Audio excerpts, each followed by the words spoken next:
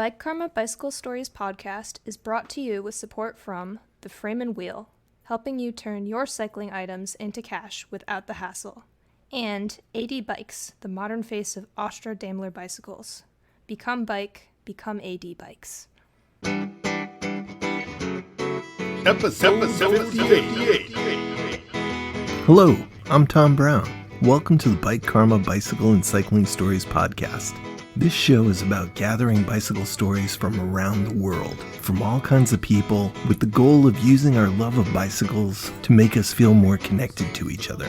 There is so much craziness and divisiveness going on right now. If you turn on the news or spend any time on social media, it can drive you to despair.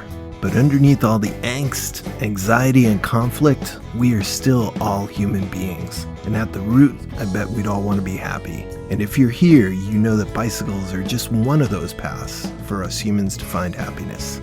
The feeling of flying down a hill, the rhythm of the cadence, and being able to turn in whatever direction you want to at that moment. So here's where I collect stories about people wrenching, riding, collecting, and just enjoying bikes. In this episode, we hear stories about intentionally deciding to go on bad idea rides and talk to Keller Glass from the band Mobjack. He's been nice enough to let us use his music for our opening and closing themes, and he's got a few bicycle stories too.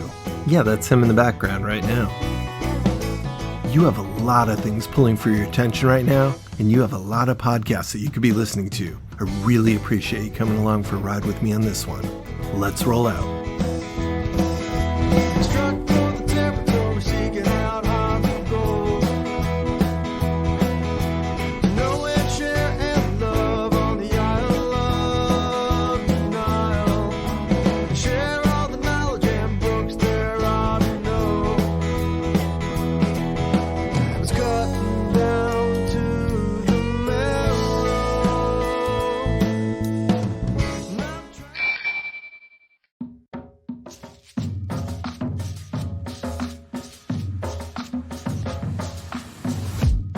Seems like today we're bombarded with so many bad ideas and bad choices daily in the news, on social media, that it's hard just not to spend a few quality minutes screaming each day.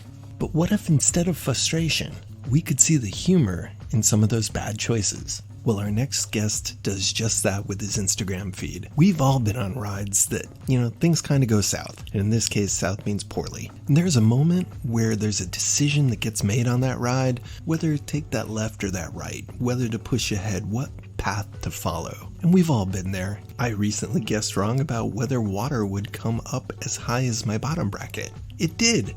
I guess I don't know floodwater is as good as I thought I did. Ha ha. I bet we've all made the good choices on those rides and the bad choices. But as long as nobody gets seriously hurt and property damage is kept to a minimum, maybe, just maybe, we could get the silver lining of humor from those bad idea rides. What is the worst idea ride I've been on personally? There is a route here locally, just in the suburbs of St. Louis, that's this big loop that we do that's around 75 miles. It's a pretty tough ride. It's mostly gravel that goes over the Missouri River twice on two different bridges, one to the east and one to the west. I was doing that ride one time during a flood time of the year, and I knew that it was going to be flooded, but I'm like, I'll figure out a way to get around it. Well, it turned out there was no way to go around it other than to wade through this really nasty, dirty river flood water that who knows what was in it and bacteria and things like this. This is way before COVID, so maybe it was less in my mind at that time. But I did take a video of myself wading through this water, carrying my bike, and I'm 70 miles in. And that would certainly be one of the worst ideas that I ever had, because I was already, kind of bonked and dehydrated. And here I am wading through this really infested with who knows what water, and can't see my feet below me. That was one of the ones that sticks out to me. My name's Christian Hon, and I am the proprietor, if you can call it that, of the Bad Idea Rides Instagram. I started Bad Idea Rides as a way to create a photo diary of bike rides that have either purposefully or accidentally become a very bad idea, and usually for comedic purposes.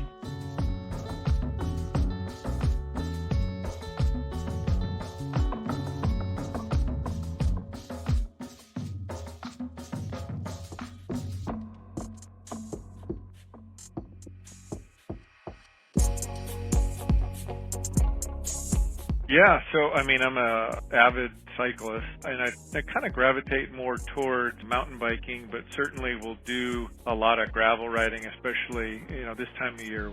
So with a lot of folks, got into the gravel riding scene with a group of friends of mine, and we all ride. And the Bad Idea Rides concept was really born out of being out on gravel rides and then taking a turn here. I wonder where this gravel goes. I wonder what's behind this gate or over this fence. We've never had the opportunity to explore over here. And then those turn into longer trips, and to the point where somebody gets tired, somebody bonks, somebody gets dehydrated. Just kind of anecdotally among a group of friends became like, oh, this sounds like we're getting into a bad idea ride on Saturday.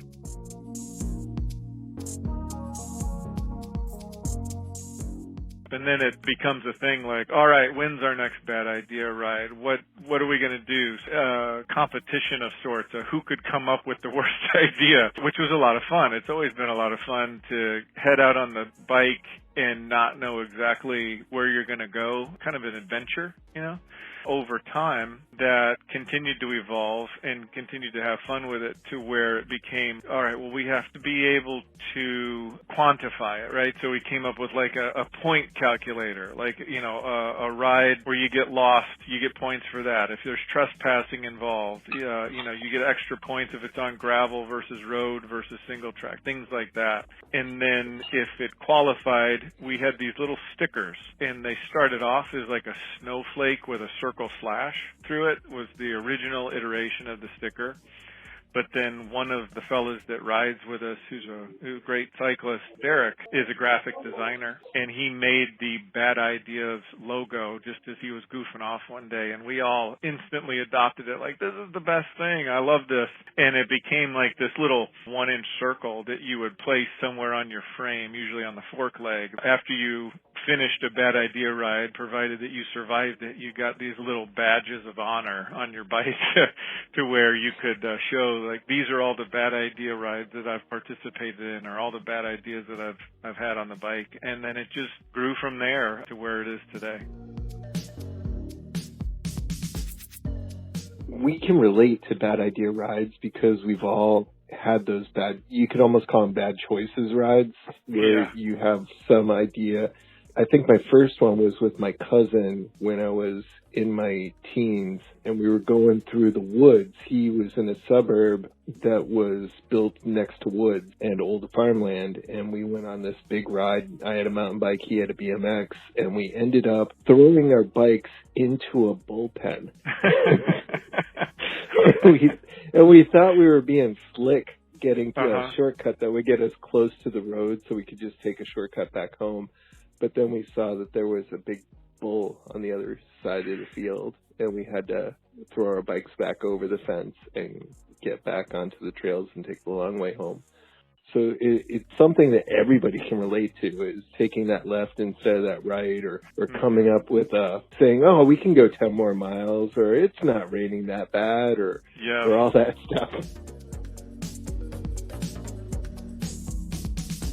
But then it seems like it grew, and you've got people sending you pictures from all over the world. Yeah, I have been really amazed at something that kind of started off exactly what you had the perfect example of a bad idea, right? Hey, remember that time where we did X, right?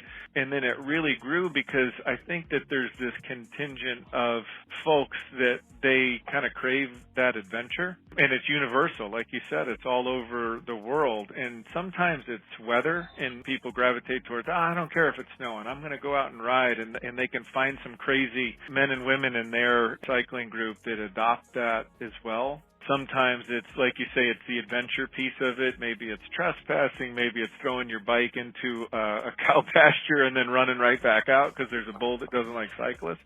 Yeah, it just grew so much, so fast, and was fascinating to the point that you're seeing these rides from the UK and from Poland and Spain and Brazil, Canada for sure, Mexico. It's been so much fun to see that even though we all come from different countries and cultures and languages, there seems to be kind of this universal language, at least among cyclists, of that craving adventure. And I think it's just a way that all of us can relate to each other no matter where we ride our bike.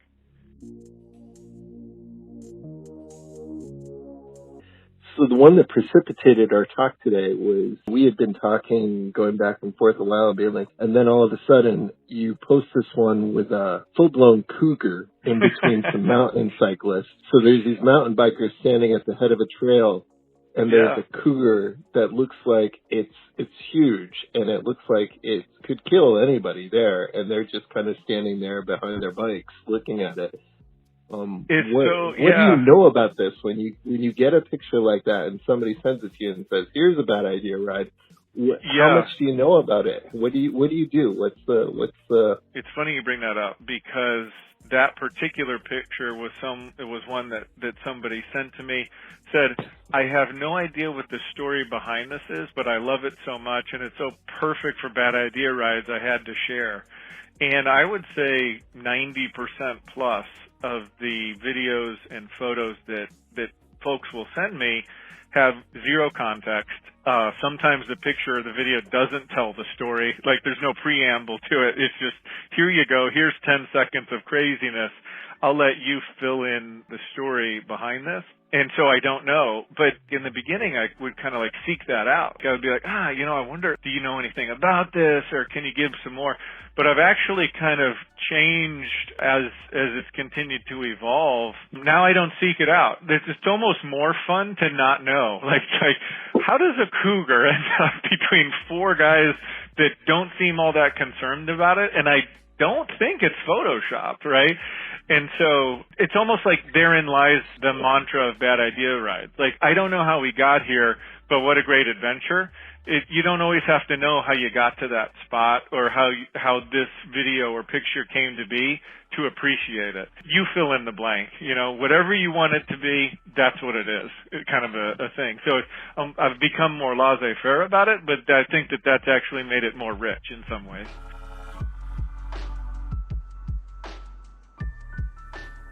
What are some of your favorites? Oh, geez.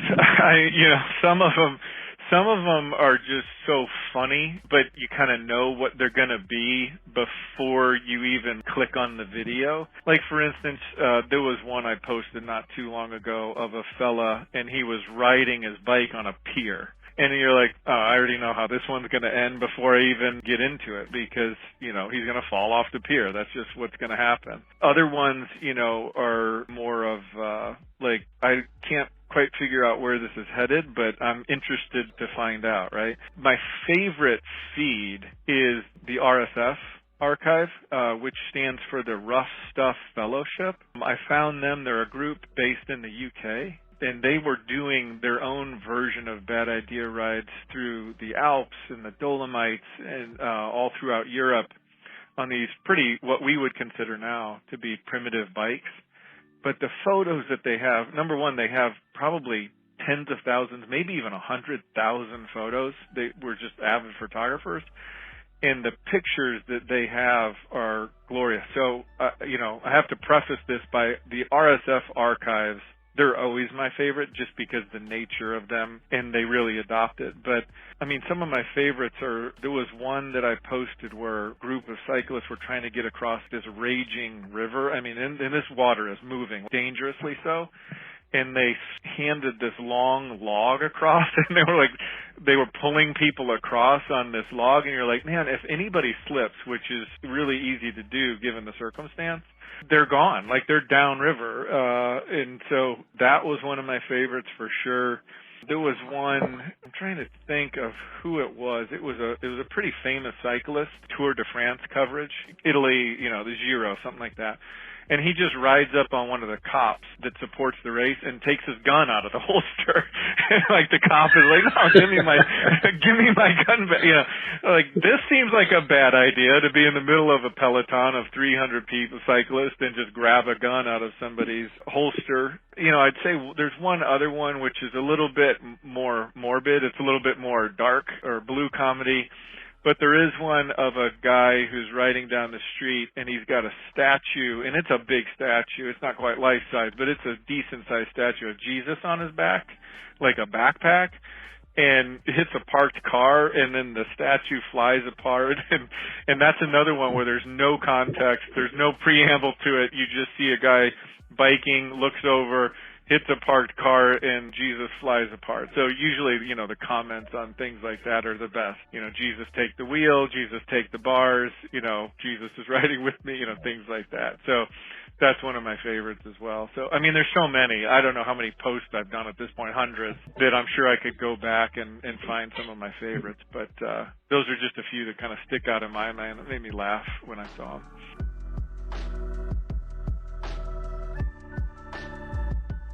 Yes, you know, we've had a variety of different things that have come up either in previous videos, like sayings or funny comments that, you know, when I read it, I was like, hey, that's hilarious. And so one of my favorites was somebody sent me a cyclist, or there was a YouTube video of some sort. In the dialogue of the video, this fellow goes, I'm the Elon Musk of bad ideas. And I thought that was such a funny phrase. I don't know, it caught me. And so I made stickers, like with the little bad ideas guy that is kind of our icon or our logo. And then surrounding that, it says, I'm the Elon Musk of bad ideas. And there's like a bumper sticker, a mini bumper sticker version that kind of fits really well on a chainstay. And then like a 2-inch circle version of that as well. And when people send me submissions, if I post it, I always tell people, hey, if I post your stuff, you're eligible for a Bad Idea Ride sticker pack. So I'll usually throw a couple of the small ones, like I was mentioning, that fit on a fork leg, and I'll throw a couple of the Elon Musk of bad ideas. I'm always have 2 or 3 stickers in the rotation at any given time. And I'll throw those into an envelope and mail it off. So it costs me, I don't know, $1.50, $2 between the stamps. If it's international, you got to put 3 stamps on. But it's so much fun, honestly, because I've gotten to send the stickers, like I said, Russia and Brazil and all, like, I don't know how many countries in Europe and probably 20, 25 states here in the U.S. now. And because what's cool is it'll come back around and that they'll post their bad idea ride with their sticker on their bike. So this time of year with Land Run, right, is a popular just death march across Oklahoma. And it was virtual this year, but a lot of people went out and did it just on their own. I got so many submissions of people that said, here I am in the middle of Oklahoma in sticky mud. It's raining on me, but I'm looking down at the Bad Idea Ride sticker on my top tube, and it keeps me going. So, I mean, who wouldn't pay $1.50 to get that kind of fulfillment, you know? So it's been a blast. How many submissions do you get per week? You know, it's really cyclical, and it almost kind of like goes with the weather patterns and the different areas of the country, right? So like during the winter, I almost notice that they come a lot more from California and Arizona and Texas and Florida because there's a lot more people that are out. Because I don't typically, there's been a couple rare exceptions, but I don't give like Zwift, like even if you do a tough Zwift ride, I won't give you a sticker pack for that. I'm like, nah, you got to be out in the elements. You got to go do something crazy and dumb, right? So in the winter, they certainly trail off, but now that it's getting nicer, now that we're, moving from the end of March and into April now, it's certainly ramping up to where, I'll get maybe 1 a day, 2 a day. Over the weekend, I get a lot more than maybe on like a Wednesday afternoon kind of a thing. But once we get into summer, that will even go up higher.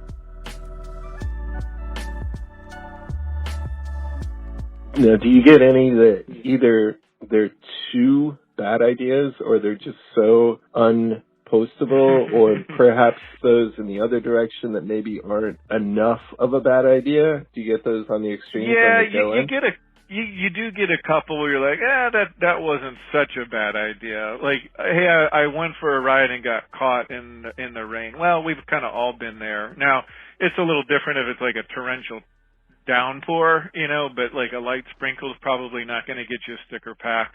Occasionally I'll get submissions of someone like getting hit by a car, and I don't like to celebrate that just because for obvious reasons, right? Like that's not somebody who's doing something wrong. There was an exception one time where a fellow was on a mountain bike and did a jump, but like right into traffic. He knew he was doing this jump right into a busy street because you can see there's like a lot of cars. So I'm like, okay, that was a really bad idea because it was the cyclist's fault, right? I never post something where it's like a car hitting somebody because I just don't like to celebrate that. Obviously, a cyclist, that's one of our biggest fears. So I don't do anything like that. Yeah, occasionally I'll say that doesn't quite meet the bar. That's not really the flavor of what we're going for with bad idea rides. But for the most part, people, I think they get the spirit of it. They get the aura of it and kind of fit right into that. So it's pretty rare that I have to push back. Yeah, there's one other one that sticks out that was a bad idea ride personally for me that sticks out. We were on a group ride kind of early on in the bad idea ride process, 4 or 5 of us. And it's a gravel route that we're very familiar with and that we've always kind of like seen this other trail and never really pursued it.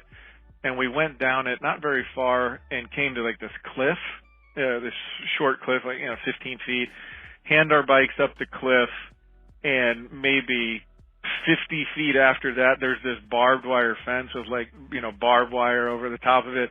And of course we have to climb that.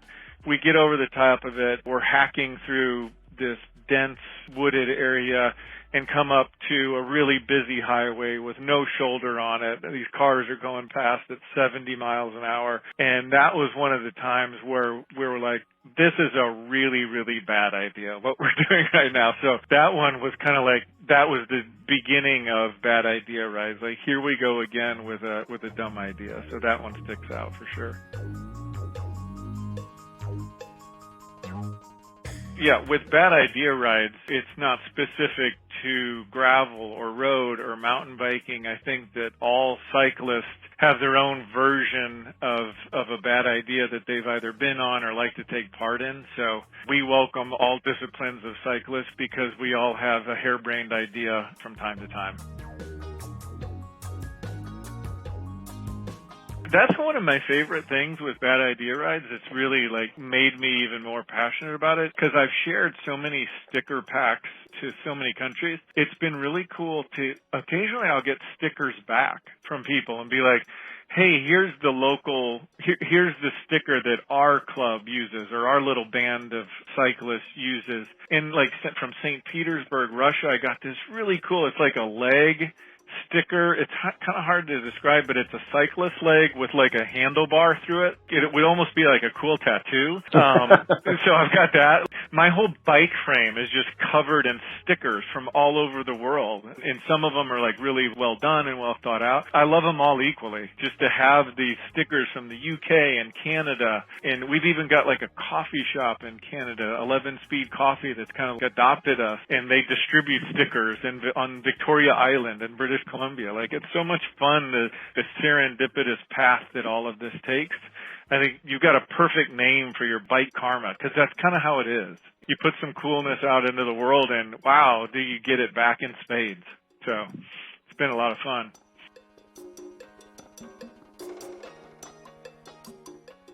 So if people want to go and see some bad idea rides from around the world, or they would like to submit their bad idea rides, of course, nothing where people get seriously injured or actually don't make it out of it, but in a fun way, some bad ideas, where would they go to find you? We are only on Instagram, so it's just at Bad Idea Rides on Instagram, and I have folks submit it just through a DM on Instagram. Occasionally people will submit it by tagging me and say, hey, here's this other post, and I'll get it that way, but it's 100% on Instagram.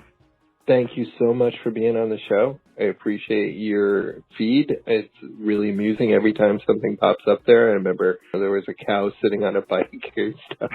And other times it's just some crazy river fording or some people doing something on the edge of some high cliff that would give me vertigo. It's always fun when your feed pops up. Well, I really appreciate your support, and I appreciate the fact that you get so much enjoyment out of it, because I get a lot of enjoyment out of posting it and getting all the commentary. So I think we're all helping each other out with a little bit of adventure.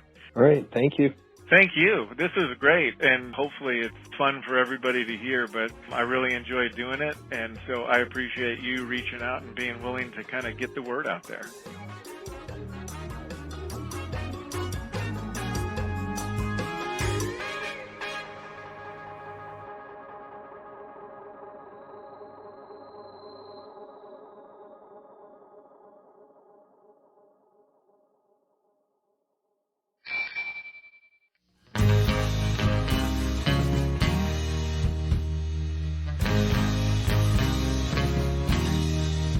It's time to take a really quick break from the stories here at the mid-roll to give gratitude. I'd like to thank the following people for following on Podbean. Crudrider, thank you. Fran Cove D, Megan Ricks, and Andrew J. Heist, thank you very much for following on Podbean. And I'm not sure if I'm going to say this right, but for the nice review on Apple Media that starts with the gem of a show by Tianqui. So both apologies for the pronunciation and great thanks. I'd like to also thank my two newest Patreon supporters, David Sinclair and Niles Deweys. For any amount at all, including starting at $1 a month, you can help me to support the show. I want to thank everybody who's asked for and spread around stickers as well. It's kind of a grassroots way to do things, but to me it feels more honest than paying for an ad and an algorithm that sneaks into people's feed. Kind of think of the stickers as like messages in a bottle. And maybe it's because I grew up when that Sting song came out. It just seems like it's a better way to do things. So thanks to people in the sticker army, including Women on Wheels Boston, Seaside Cycles in the UK at Westcliff-on-Sea. Those names always sound so amazing over there. The Devil's Gear Bike Shop in New Haven, Connecticut. State Line Cycling in Rockford, Illinois. The Garage Bike Shop. Bikes Not Bombs in Jamaica Plain, Massachusetts. Cycle Clinic Ruddington, all the way in Nottingham. The Lefty Cycle Project in Connecticut. The folks at Maine Bike Works. Goodrich Bike Shop. And everybody else who's asked for stickers, thank you so much. Thank you for telling the people you ride with about the show. Right now, I think we have like 9 different designs of stickers available, all just for the asking. You can email me at bikekarmaguy@gmail.com. And that goes for any ideas or suggestions for the show. Perhaps you know somebody who has a good story, maybe even yourself. Or maybe you want to join the sticker army and stick those stickers responsibly around the world. Either way, that email again is bikekarmaguy@gmail.com. The mid-roll thank you wouldn't be complete without thanking Fred Thomas at both AD Bikes and the Frame and Wheel. Fred has been a huge supporter of the show, both personally and by giving us some support each month. He also gives out stickers with all of his orders, and that's part of how I know he's good at what he does. He puts 1 sticker in each order he sends out, and he goes through stickers pretty damn fast. So through his work owning and operating the Frame and Wheel, he helps give people more time, space, and cash by helping to sell their used bicycles, bicycle parts, equipment, and accessories. He's really good at it. He does the pricing, he does the pictures, he does the packing, the shipping, and he deals with all the crazy people. There's a lot of nice people, but there's crazy people too that I'm sure he has to deal with. Look around your biking area. Did you upgrade when you got a bike and maybe took some parts off right from the get-go? They've just been sitting around? Well, if you get them off to Fred, he can give you more time, space, and cash. Not sure what even the part is? Just send it to him. Fred does all that pesky little detail work where he looks up exactly what it's compatible with and what it's not compatible with and puts it in the listing and gets it sold at the right price. As the Frame and Wheel is a business, of course he takes a cut, but so many people agree that it's worth it because he gets it done quickly and efficiently and you don't even have to think about it again. Why else do you want to give your business to Fred? He's one of us. He's just a guy who's a bicycle lover. If you follow him on social media, he's on all the different platforms, both AD Bikes and the Frame and Wheel. He's just been racing all over New England. He has a YouTube channel where he walks people through all kinds of bikes. So if you have some used bicycles, bicycle parts, accessories, and you know you're not going to sell them because you haven't so far, then give Fred a try at the Frame and Wheel.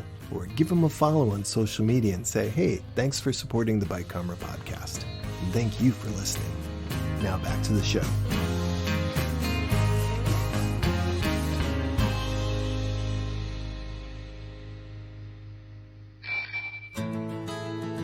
All the music in this section is by Keller Glass and Mobjack.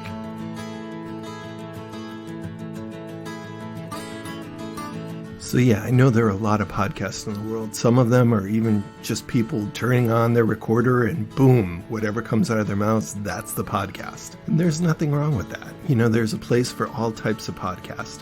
This one has a lot of work that goes on behind the scenes where I edit out the interviews and kind of try and assemble them and produce them and put sound effect and musics and stuff like that in. But eventually it had to happen. So this is just me sitting on my back deck at night with a campfire and a couple cold beverages, just talking to Keller Glass. You might remember Keller Glass as the guy who is in the band Mobjack, who for the last several years has let us use his music as our opening and closing theme song on the show.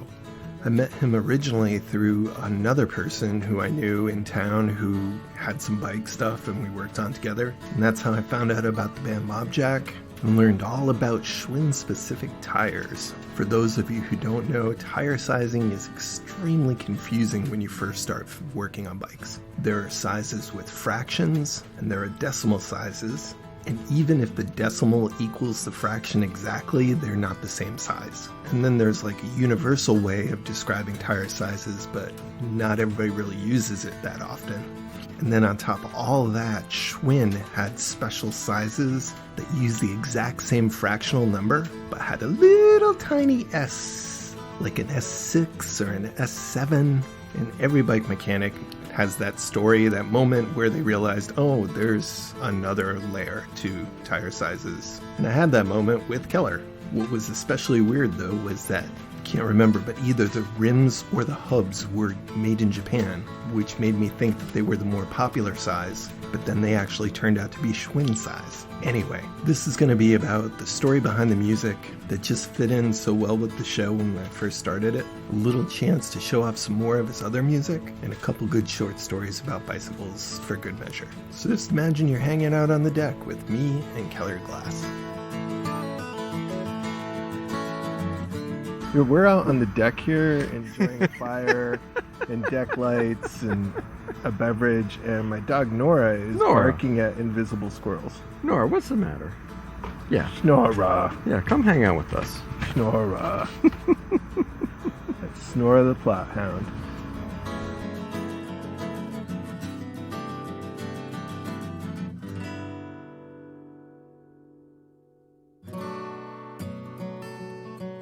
Okay, yes, Keller Glass, happy to be here.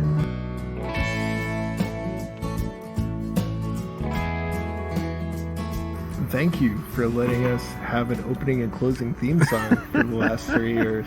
Yeah, you're so welcome. You're the only podcast that's called for that, so I was happy to do it. Well, what's the story behind the music? So we've got Tragedy Bound. Yeah. As our opening theme. Yeah. And then we have Running Backwards. Okay. As the closing theme. And I love the songs that kind of speak for themselves, but yeah. I think it's a stereotypical question to ask. You know, sure. What do they mean? What's going on there? Both breakup songs about different breakups. So curious that you kind of gravitated towards those two in particular. Let's see, I think Running Backwards was when I moved. I went to school up here in Connecticut, and I moved to Mississippi, left a high school girlfriend and was, really weepy about it.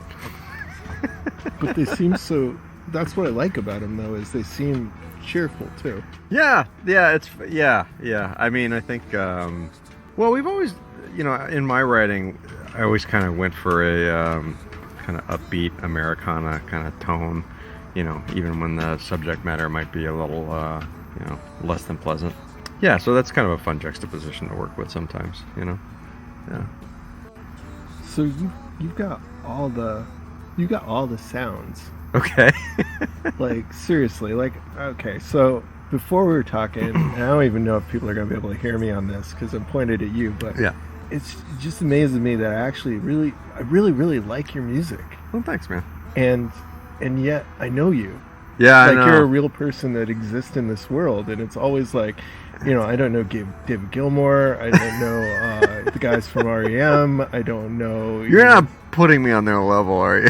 You really, I would say at least some of your Oh, my songs are goodness. right up there with Oh, those my guys. goodness. Well, that's very kind of you. Thank you. But I mean, for real, there are like songs that are crafted and that you can put them on a shelf and say, that song belongs on that shelf. It's like that's the shelf of songs that people like did the songs the way they were supposed to be. There's nothing you need to change about them. They stand on their own and they're kind of timeless. And I love that. And you have some songs that are right up there on that shelf along with all those other people throughout history. I mean, it's thanks, man. To actually know you as a real person as well is just mind-boggling. Well, But- we were talking about that, how kind of odd it is sometimes when you have your favorite band and they just, like, people just seem so distant when you're listening to them recorded, you know, and then you meet them and it's like, oh, this is a real live human being. There's something very kind of disassociative about recorded music that way. It almost doesn't seem like real people on there, you know. And maybe even more so now that you know it's recorded digitally and there's a lot more kind of electronic influences in music now. But I don't know. I've always tried to kind of keep my writing and then the sound of whatever band I'm working with very kind of earthy and personal, and you know, kind of stick to pretty straight ahead Americana kind of tone, you know.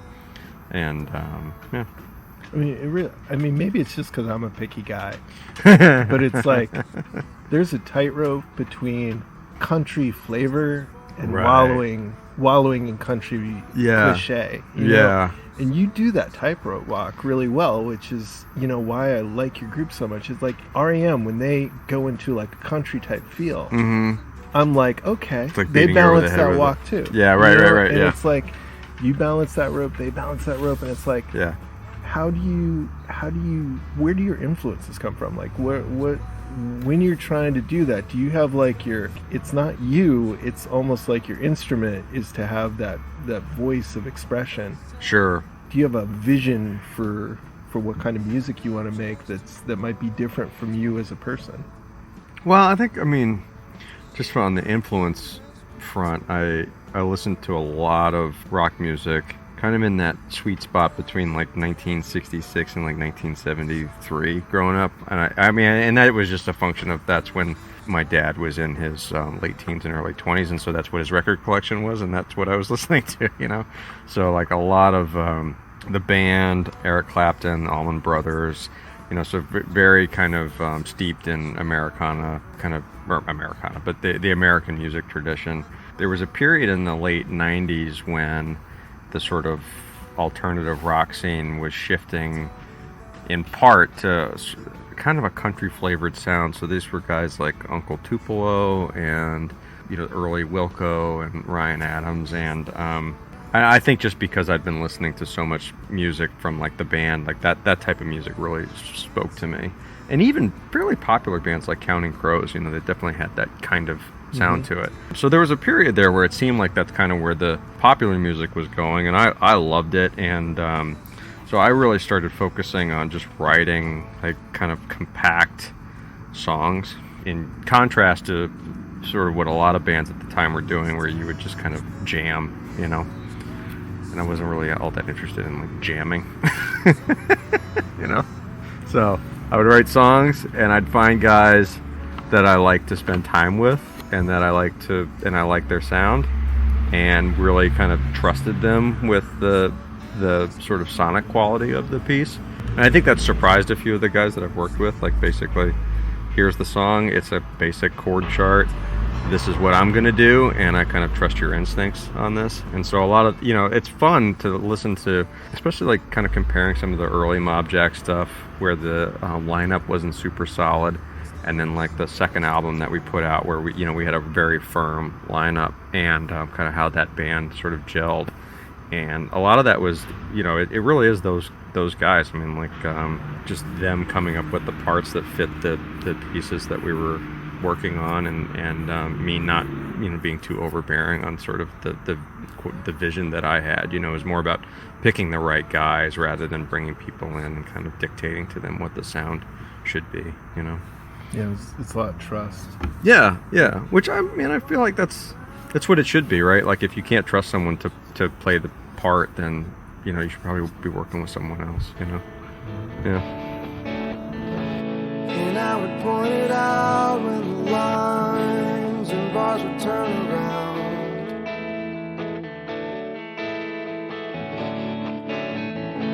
And you would make a sound like you knew what was going down.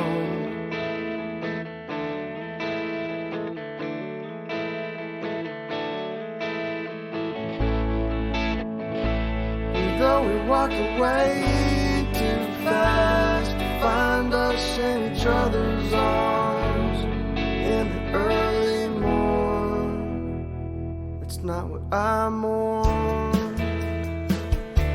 Yeah, one of my favorite lyrics is tired of sending words and putting them all out on the ether. On the ether, well, That sounds like podcasting. Yeah, right. Well, I've kind of in a funny generational spot. So we were talking about this earlier. So I was born in 82, which, depending on what reference you're using, can be Generation X or Millennial. I'm like right smack in the middle. So like I'm old enough to remember having a rotary telephone in my home, right? In an unironic way. But then I also remember my first email account, right? And like instant messaging came online in a big way when I was in high school. I still have my first email account. Yeah. So I'm in that sort of mid-generation where I'm not really a digital native, but it was also like a big part of growing up. And so I think like people my age just thought about that a lot, especially in high school and early in college. Like, what is the world that we're walking into here? Because it was new to us, even though we were pretty young when we were getting accustomed to the technology. So that was like, you're writing emails to people instead of like actually writing letters, which I did when I was a kid, so there was sort of that technological change that happened. I used to think about a lot, and now I don't even have time to think about it. Just watching it every day.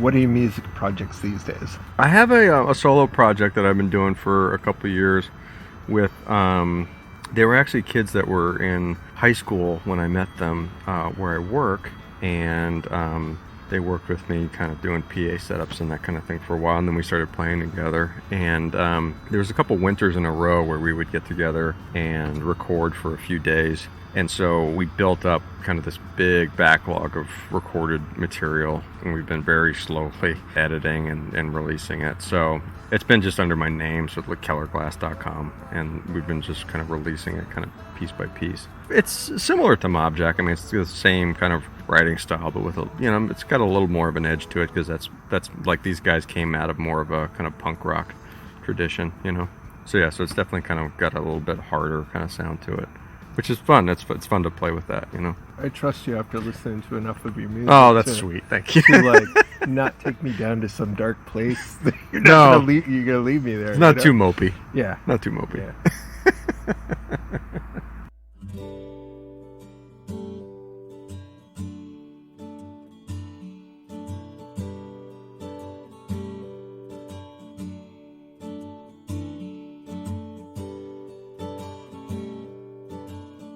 We also hung out working on your grandfather's bike.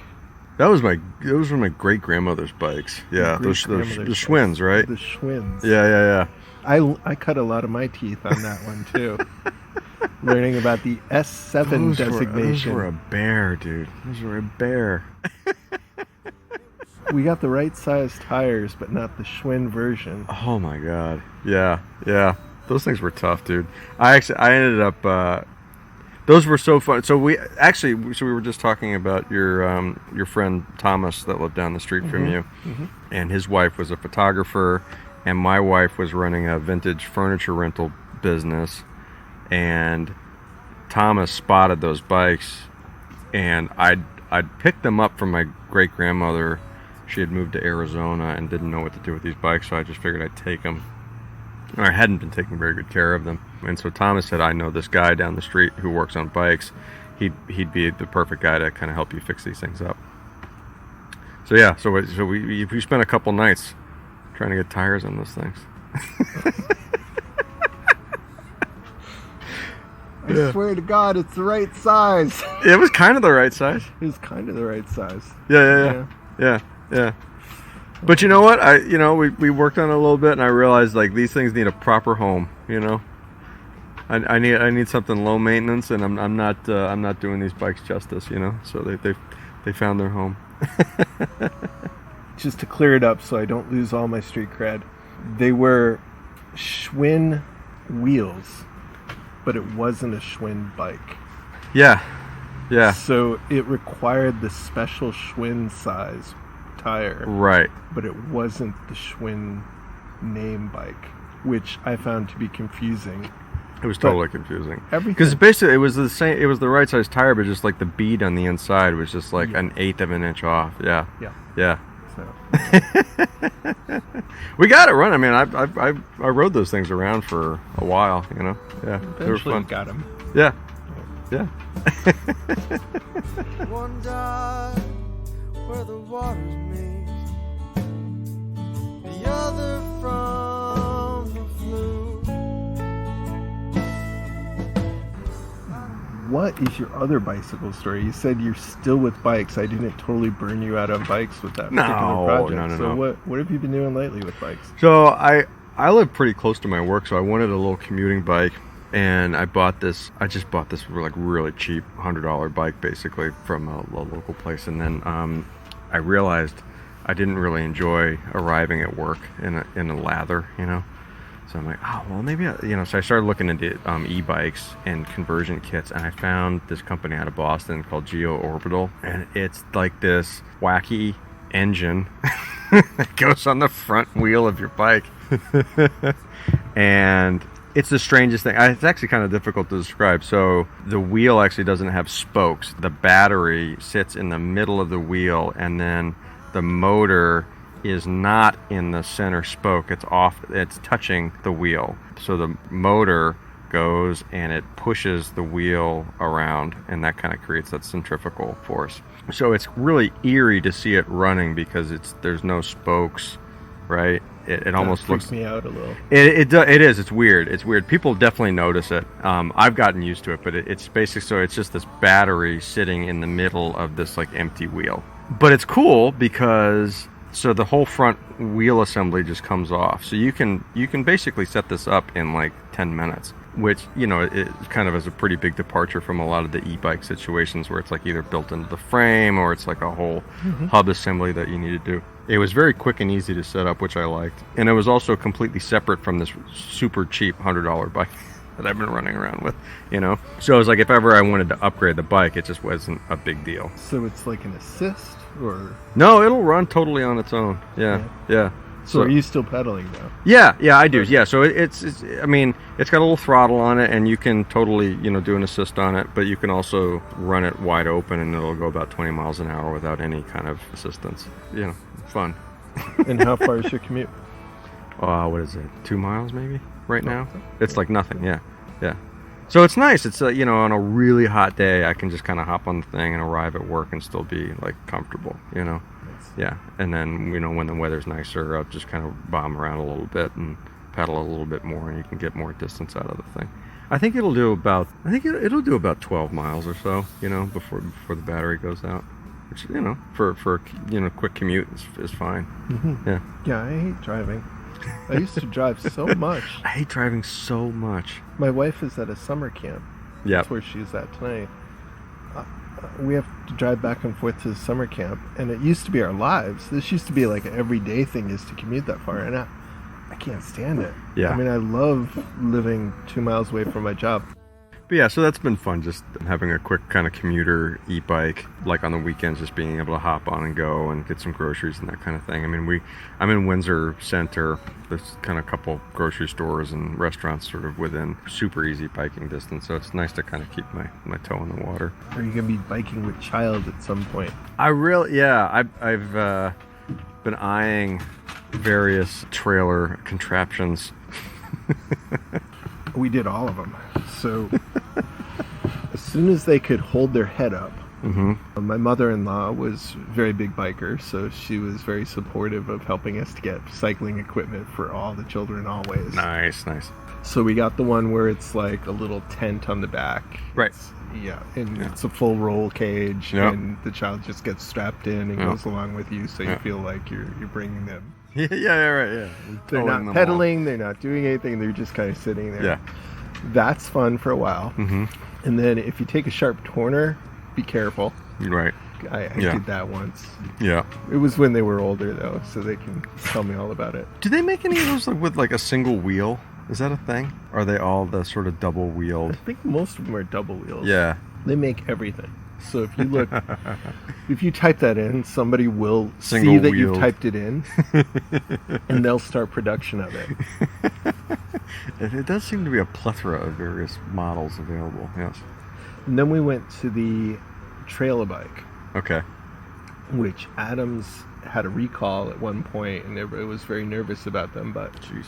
they've worked fine.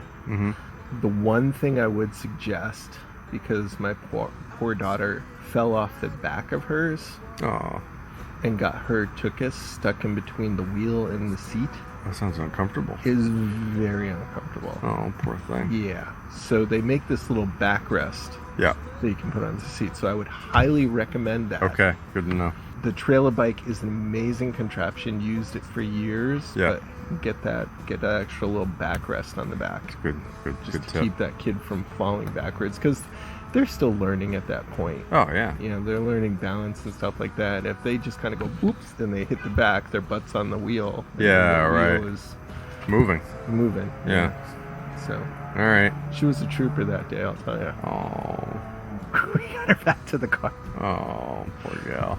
Poor kid. Yeah. Yeah. But yeah, and then all of a sudden they're on a regular bike and no training wheels. Don't do training wheels. Yeah, I've heard that. Do even if you can't get just a balance bike, just take the pedals off of a regular bike Yeah, right. and You just have kind of them lower the seat a little bit. lower yeah. the seat a little bit, Yeah. take the pedals off, and just have them scoot around. Yeah. And then once they can scoot, the turning the pedals is the easiest part to learn. Yeah, right. The hardest part is the balance and the micro adjustments of the handlebars to keep from falling over. Yeah, right. That makes So sense. if they learn how to balance, they're golden. Yeah. And the way I learned was with the training wheels, and it's God, I don't even remember. it just gets in the way of the most important thing to learn. You have to learn balance, and the training wheels keep you from learning balance. Right. So you learn the least important Learn element as of the whole thing slow first. as possible. Yeah. Now, if a kid needs training wheels, they're Yeah. still important. Right. Some kids have balance issues and stuff like that. Mm-hmm. Totally have them on their training wheels. Have training wheels, the elderly have training wheels Mm-hmm. on their bikes. People who have balance and inner ear issues need their training wheels, even as adults. But Yeah. to teach a kid without those issues how to ride, definitely the balance bike is the way to go. All right. I've taught teenagers. And you who just did take the not know how to pedals right ride. off of You it. just take the pedals right off. That makes And you sense. just have them scoot around. Yeah, right. And then Doing the coasting, and they're right? coasting and they're putting their feet down less, and then all of a sudden their feet are just hanging out behind them, and you say, okay, now try putting on the pedals. Yeah. And then, Yeah, there you go. yeah. Weren't some early bike designs kind of like that? Just kind of Yep, coasting devices? velocipedes, yep. Velocipedes? Velocipedes. That's a great yeah. word. Yeah. It was like a hobby horse, they would call it. Okay. Cycling hobby horse. Interesting. It's like a hobby horse with wheels, no pedals. Of And it course. was all wood. Yeah, right. And people fight violently over who developed the first one. The first velocipede? Yeah. Okay. And there's people who have faked sketches Oh God. in Da Vinci's sketchbook. So He that made was a bicycle contraption. Da Vinci invented the bicycle because and then they test the ink and they're like, oh, that was added in 1989. Yeah, right.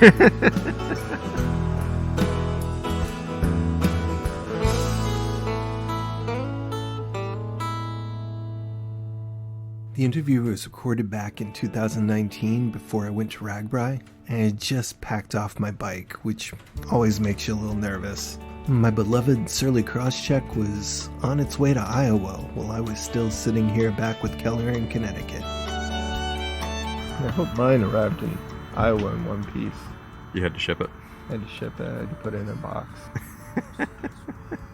Last time I put it in a box, it went all the way to England, all the way back to England, via Ireland, got all the way back to Boston on the plane. Yeah. And then some guy at Logan Airport beat the shit out of it because he was taking it from the plane and just bringing it the 500 feet to the airport. I used to have to travel with guitars. It was just like a constant, just like heart in your throat, every time, I ended up playing out mainly with this little Larrivee parlor guitar. It's kind of small instrument. It was like $600-700, and I traveled with that because I just I could, I have a really nice Canadian Thompson spruce top jumbo concert guitar, and the thought of some jackass at Logan putting his foot through the thing was just more than I could bear. And no offense to the good people working at Logan, you know the guy we're talking about. We all know him. He's a dirtbag. Yeah, not you. The man just doesn't care. He destroyed so many people's stuff. He just goes to work and says, "I wanted to destroy something beautiful today."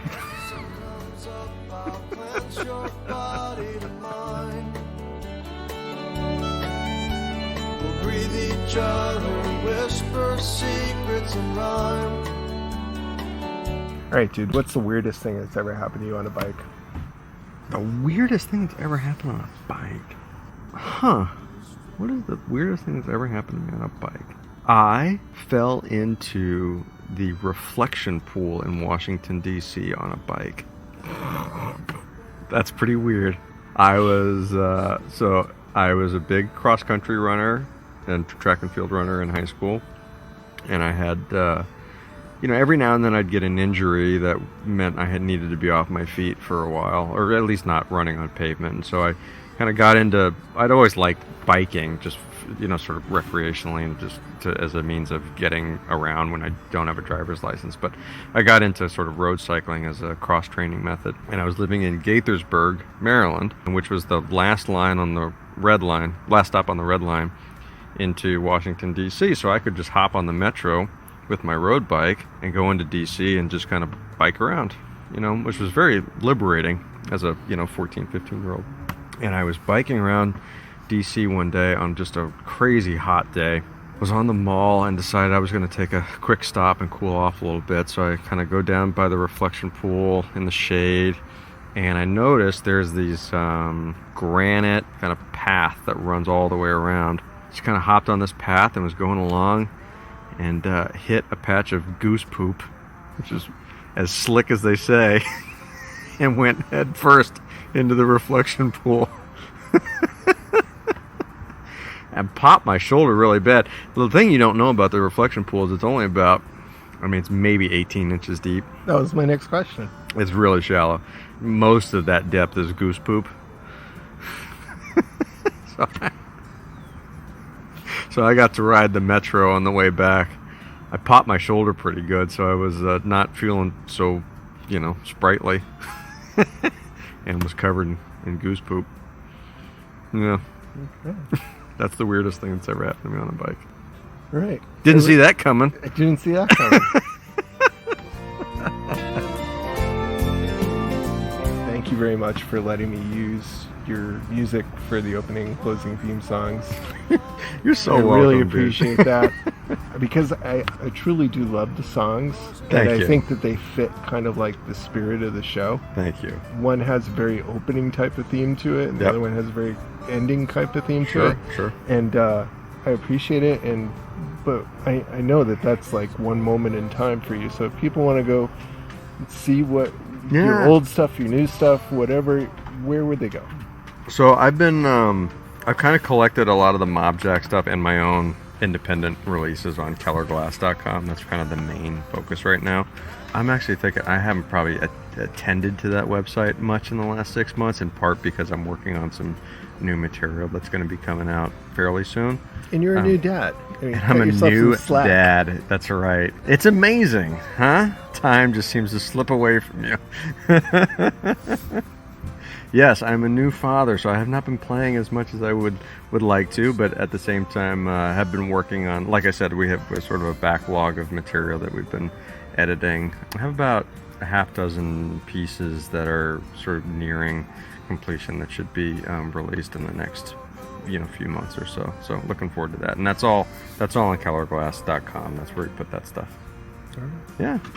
Well, Thanks, thank you man. very much. Yeah, It thanks. was good catching up with you. Indeed. Thanks for having me.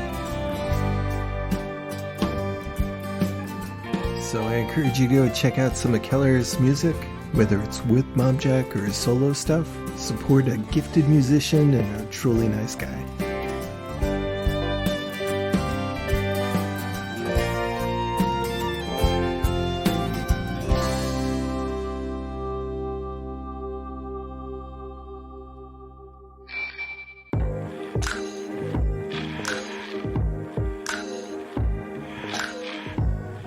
In a world where so many things seem out of control, you can always check your bike before you ride. Yes, I'm talking about the ABC Quick Check. It's an easy habit to get into that might just save your life. I mean, who knows what really happens to your bike in between rides? Whether it's gremlins or physics, children or vandals, something might get messed up about your bike between rides. So the habit of an ABC Quick Check before every ride is something that you could easily do in less than the time it'll take me to tell you how to do it. A is for air. Squeeze your tires on the side. If it's been more than a week or two, check the air pressure with a gauge. B is for brakes. Whether you're a mechanic or not, the human mind is incredibly good at finding things that are out of place. So look at those brakes. You want to check for pad wear, pad alignment, gouging in your rotors for disc brakes, and just pull those handles to see what happens. You shouldn't be able to pull the brake lever all the way down to the handlebar. If you can, something's worn or maybe you need to adjust them. C is for chain line and drivetrain. Do a quick look over the chain, look for half-broken links that might snap entirely on a ride. See if anything looks excessively worn or broken. Quick was originally for quick releases. That's the thing that holds your wheel on, but it also goes for the newer through-axle technology. Give it a twist and make sure it's tight, and for those going older school with axle nuts, check those as well. It's better finding out your wheels are loose now than on a steep descent at a high speed. Quick also stands for a quick overall check of your bicycle. I like to pick mine up and drop it gently from around 6 inches. If there's a weird noise or something falls off, I inspect it more closely. If you start doing this all the time, it'll take you less than a minute, and it could save you from costlier repairs or injury that could keep you off your bike for a longer period. And that's our public service announcement from the Bike Karma podcast. Now back to the show.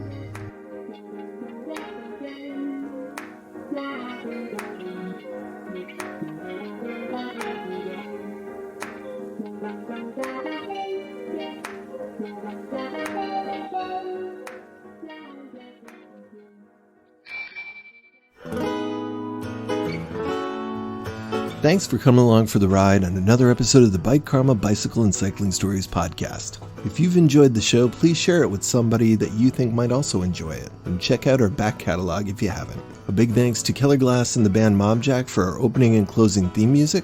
A big thank you to our guests for sharing their cycling stories. Thanks to everybody who patiently waiting for their stories to drop from the queue. Thanks for the almost 90,000 downloads in over 90 countries in all 50 states. It boggles the mind, but I am very grateful. If you have any ideas for the show or would like some stickers, perhaps joining our grassroots responsible sticker army, just email me at bikekarmaguy@gmail.com. That's bikekarmaguy@gmail.com. Any positive reviews or follows or sharing is greatly appreciated, and it's one of those free things you can do that really helps the show. The Bike Karma Bicycle and Cycling Stories podcast is the intellectual property of Thomas Brown. Copyright, trademark, and all other rights are reserved and asserted, except of course for the music by Mobjack and the segment music, which is royalty and attribute free, but I really do appreciate those musicians as well. I really do hope everyone is okay out there, but also hope that you realize that not everybody is okay. So if you aren't feeling okay, maybe that's reassuring. I've had a few people this month tell me they aren't doing so great sometimes, and that really made me feel not so out there when I felt like I was feeling down. But if it is more than you can handle, please take care of yourself and reach out to one of those places, whether it's at work or your healthcare provider or a community helpline. In the Northern Hemisphere, we've still got a lot of great riding weather. Australia is looking forward to their warming trend, and we're looking forward to our cooling trend, because what choice do we have?